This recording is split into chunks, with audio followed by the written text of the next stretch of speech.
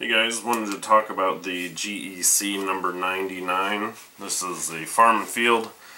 You'll notice that I've done a video, if you're familiar with my channel, you'll notice I've done a video on this knife before, but it was on the orange Delrin handled version.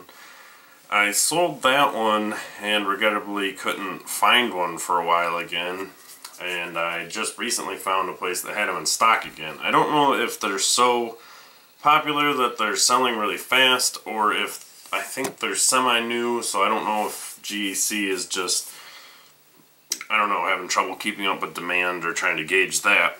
I do know though that here in the future soon they are doing several different versions of this knife, which I'm really excited about. They're going to be doing just this version with micarta scales, and I believe a few other maybe bone materials, and then they are doing like a titiout, I can't remember how they say that, version with bolsters and jigged bone and bone scales in between. They're also doing a really cool one called the Washington Jack. That looks like a really neat one as well, although that's not a lockback. Those other ones will still be, one version will be lockback, and I think the other one's slip joint, or they all might be lockback. I'll have to double check. It's just pictures right now still, so they're like drawings, but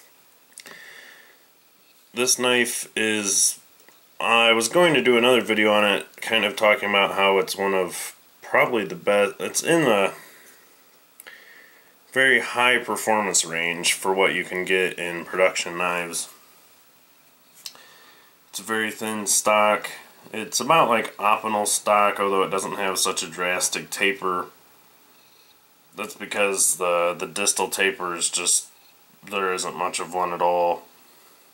And since the grind is coming straight across, this dips up into this region of thickness, which keeps it thicker behind the edge up here, but down in the belly and almost right to like here. So it's only like this section that is not right in here. It's like 9 to 10 thousandths. At least I haven't measured this one. That orange one I had was, and this is at least as thin as that. They could vary and come in a little bit under as well. I got the Nightglo version just to switch it up a little bit. It's real similar to like the Delrin, only it glows in the dark. I don't know how well. You can see a little bit when I like cover my hands some. I might be able to get it to show a little more. It's going to be kind of tricky.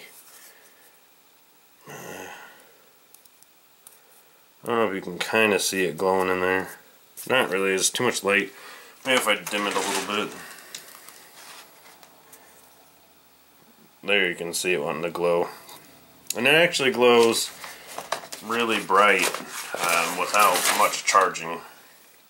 But real nice little lockback. This one, these ones seem to have a little more slop in them. I know some people complain about it, but it's not a knife I'm using very heavily. I think maybe part of the reason is because it's not on such a solid material. So I think maybe they don't peen the pins down as far or press them as hard for fear of just cracking the handle material. You can see on this one as well, it actually has those two small cracks in it. It came like that. Initially I thought it was just something in like the resin, but then if you can hear my fingernail catch on it, so.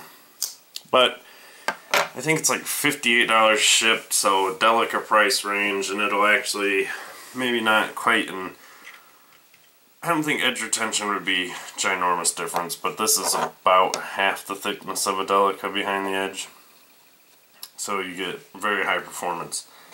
Still in a lockback. They're different designs. That's just something I'm kind of comparing it to, because size-wise it's probably close to that, just different blade shape and such. So, alright guys, I've rambled about this knife long enough. I highly recommend them if you can find them. I got mine from collectorsknives.net.